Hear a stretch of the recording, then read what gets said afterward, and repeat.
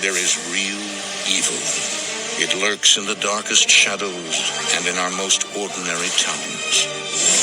Between the worlds we see and the things we fear, there are doors. When they are opened, nightmares become reality.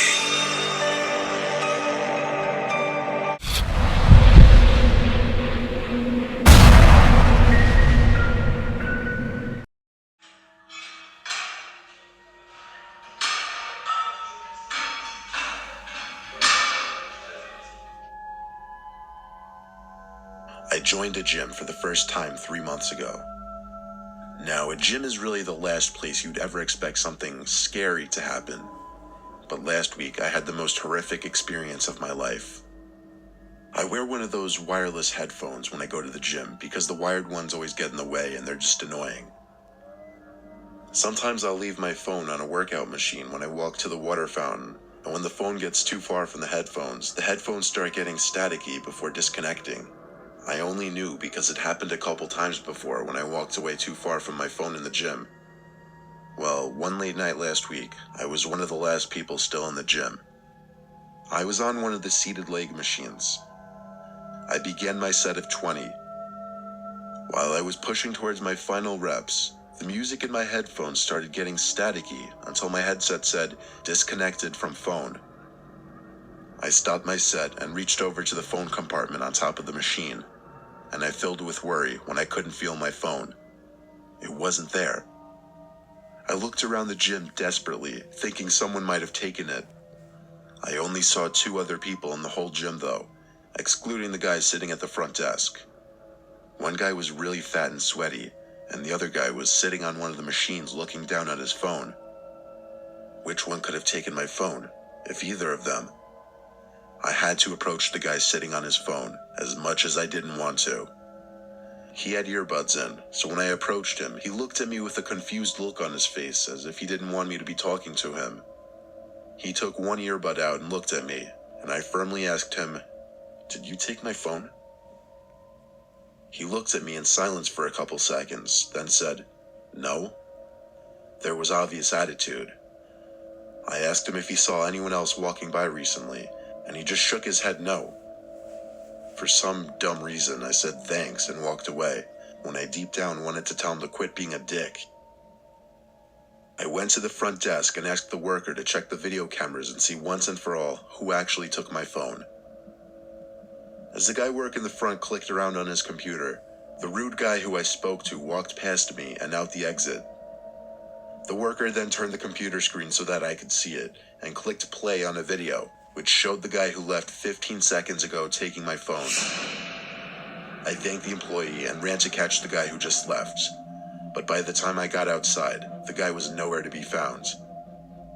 The scary thing that sunk in right away was the fact that I recently disabled my passcode lock to my phone, meaning he had access to all of my apps, all of my texts, pictures, emails, all of my data basically. I went back inside and asked the employee to track that man's membership info. But when he checked the cameras, the guy didn't even check in. He simply walked past the counter unnoticed. So there were no records of this guy even being a member of the gym. The footage showed that he suspiciously walked around between machines, looking around a lot like a nervous person. I asked the employee to report that to the police. He said he'd show it to his boss tomorrow. The next day, I called my best friend Tom so I could tell him why I wouldn't be answering texts for a while, and to also see if he could tell all my other friends what happened. He started freaking out on the phone, begging me to tell him I was kidding about losing my phone. He told me someone had been sending him texts and came to his house. I didn't understand, so he said he'd be over to show me. 10 minutes later, Tom got to my house and showed me a long conversation between him and someone using my phone pretending to be me. It started out with the person on my phone saying, "Hey, can I stay at your place tonight? I got in a huge fight with my parents." Tom said, "Yeah, let me know when you come over." Then the guy who was using my phone said, "Can you just leave your back door open? I'm gonna be over super late and I don't want to wake you."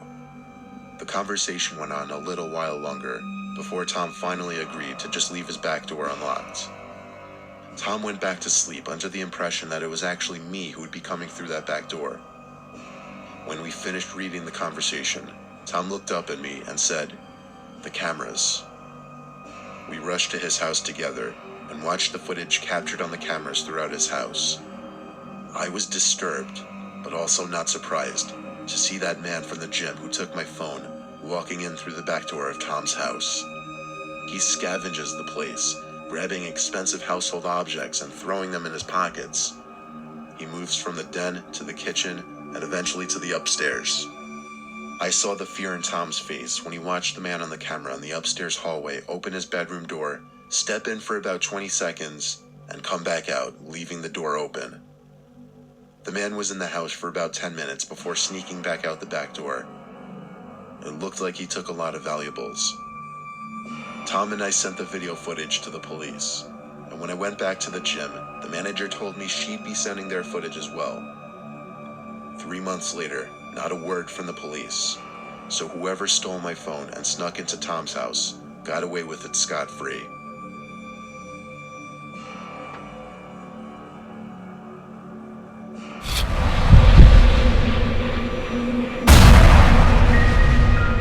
I currently go to a 24-hour gym in my town. It's usually on the quieter side most of the day, but during the night hours it really becomes a ghost town. I don't quite understand how they could afford to stay open 24/7.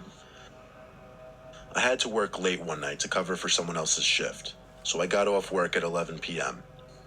I planned on heading right over to the gym to get a quick midnight workout in. When I got there, nobody else was there. I was the only one working out. Well, only for about 10 minutes, until I finally spotted someone else working out. It made me feel a little less odd for being there so late. The guy was wearing a beanie and a hoodie. I was sweating just looking at him, to be honest. I mean, yeah, it was cold out, but it wasn't cold in the gym. I barely had enough time to analyze his odd clothing decision before he started staring me down. I looked back for as long as I felt comfortable before deciding to look away. I felt like he seemed to be challenging my dominance because I still felt his stare through my peripheral vision. I kept shooting brief looks back at him to still find him staring at me. I tried my best to ignore it and went on with my workout. I just couldn't take the staring anymore though. So I went to a different section of the gym, where there was absolutely no one around. I was finally able to work out in peace. I was doing bicep curls by the free weights while facing the mirror. That's when I noticed it. That guy in the beanie was hiding behind one of the chest press machines. There was a slight opening between the lifting mechanism and the actual weights on the machine, and through that opening was the guy's face, once again staring at me. I think when he realized that I noticed him, he moved away out of sight behind the machine. I'm way too timid a person to go approach anybody like that, so instead of confronting him, I put the weights down and left the room. I walked straight to the front desk and asked the girl working to tell the man to either stop staring at me like that or to leave the gym. She looked down the aisle of workout machines and saw nobody. I asked her to come follow me. She was clearly very reluctant to do so, but she ended up coming with me to the back room. We looked around the room, but he wasn't in there. In fact, it seemed like he wasn't even in the gym anymore. I apologized and told her to keep an eye out for the man in the beanie. She walked back to her desk, and I kept working out for another 10 to 15 minutes. I waved goodbye to the girl as I left the gym and went to my car.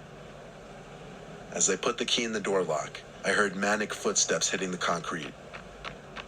I was confused at first. It sounded like somebody running in my direction. I turned 180 degrees. Someone was sprinting towards me from the dark. I stood like an animal frozen in headlights for a second as I stared in shock. When the person emerged into the circle of light under the light post I was parked under, I was able to instantly recognize the guy in the beanie and hoodie from earlier. I opened the car door and jumped inside, slamming it shut behind me. I slammed my hand down on that tiny lock knob atop the door handle a split second before the man tried to open the door. As I started the car, he started to kick at my door and window. I threw the handle into reverse and stepped on the gas. The car jolted backwards away from the man, and I was able to escape the parking lot safely. I got home and found a bunch of dents in my door from the man's kicks. Admittedly, I should have called the cops, or even the gym, and warned the girl of the man now that she was alone. Instead, I selfishly just went to bed and told myself I would never go to the gym late at night again.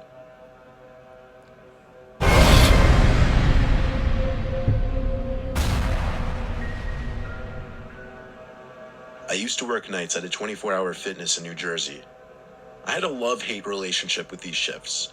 I loved it because very few people would come in during the deep night hours, meaning less people checking in and less weights I had to re-rack. I hated it because it meant I had to spend the graveyard hours sitting at a desk doing nothing while everybody else was asleep. Still, maybe you would think many strange things would happen during these hours. Or maybe you wouldn't. It's a gym. What could happen? Actually, only one strange incident ever happened while I was there. I was sitting in a chair behind the counter reading a magazine.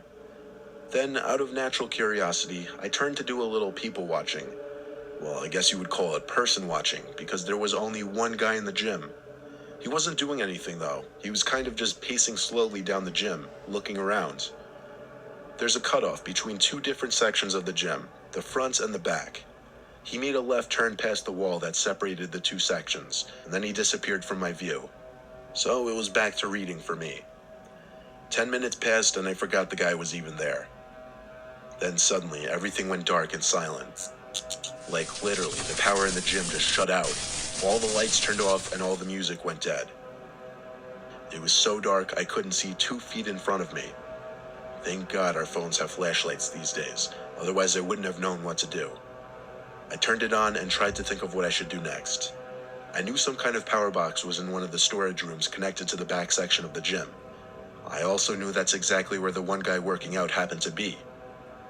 On my way there, phone/flashlight in hand, I called out for the patron over and over. Now I was in the back section, still calling for him. Why on earth would he not answer me? There was something so eerie about being in a silent, pitch-black gym and seeing all the workout equipment only through a flashlight. I found the power box in the back storage area, or I guess what I thought was the power box. I tried flicking on and off every possible combination of switches, but the power did not come back on. Since I couldn't figure it out, I guessed it was on me to close up shop and wait for Kathy, the owner, to come fix it tomorrow morning. But first I had to find that guy. I did a thorough scan of the whole back section. Behind all the equipment and all the janitorial closets, nothing. The only other place I could check back there was the women's bathroom. I opened the door and called for him once more. My voice echoed into the seemingly empty bathroom. Still, I had to double check to confirm. I made sure to point the flashlight in every possible direction so I could see every inch of the bathroom. The only place to check now were the stalls. Before I could open either of them, though, I started to hear noises. Breathing noises. Like sickly, deranged breathing noises. I had my hand on the door, ready to push it open, but I couldn't bring myself to do it. I said, "Are you in there?" No answer. I got on my knees and looked under the stall door with my flashlight. There were 2 legs standing right behind the stall door, practically inches from my face. He was literally standing on the other side of the stall door. I quickly got up and left the bathroom, heart racing. I ran to the front desk and tried to figure out what to do. I tried calling the owner, aka my boss, but obviously she was asleep by this time. I left 2 different voicemails on her phone. The only other thing I could think to do was call the cops, and so I did. I didn't know what else to say other than there was a suspicious man in our gym and I was 90% sure he somehow cut the power. I hung up the phone and felt alone and horrified in the darkness and silence. Suddenly, a metallic hit sound came from across the dark gym, like one of the machine's weights being dropped. I shined the light down the gym and called for the patron once more, and then called out that we're closed and that he had to leave. Then I think I saw him. I saw someone walking between 2 machines before getting too far from the light to see. It seemed like he was messing with me now. I shined the light in the direction that he was walking, and I swear to God, it looked like just at the edge of the light, there was a face looking at me.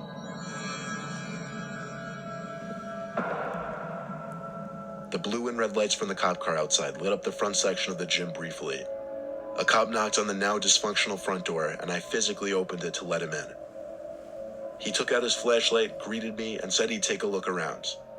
All I saw from the front desk was the light of the officer patrolling the whole entire gym, including bathrooms and closets, before coming back to me and saying it's empty. He suggested that whoever it was left through the back door and that I should lock up and come back tomorrow morning. And that's exactly what I did. By the time I got back the next morning to check on things, Kathy was already there. Apparently it was just a simple power outage the night previous. Kathy and I checked the camera footage together in those brief moments before the power went out. We checked for the guy I described, but he wasn't there. There was no footage of him entering the gym, there was no footage of him working out, or even just walking around the gym. Kathy looked at me like I was a loon, but I was too frozen with shock and confusion to care. I swore up and down to her that someone was there that night. To this day, I don't know if she believed me. I don't even know what to think of that night. But I know I saw someone there that night, regardless of what the cameras might have shown.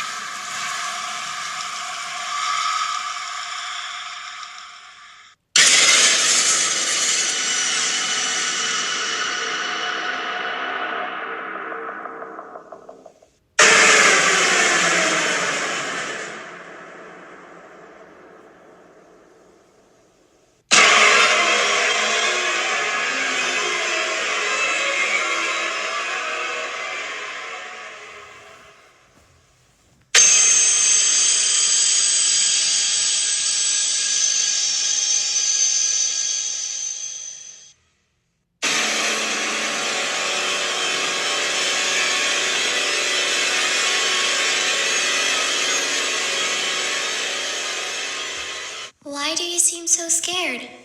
All I wanted to do was play with you. Please come and play with me. I am so lonely. You're not afraid of the dark, are you? Don't be afraid. Come with me. I will show you where I play hide and seek.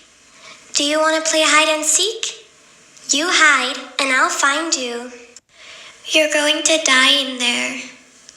Don't say I didn't warn you. I know things no one knows. You're going to die. Help me. I'm begging you. Can you help me? I'm alone and scared. I lost my mommy.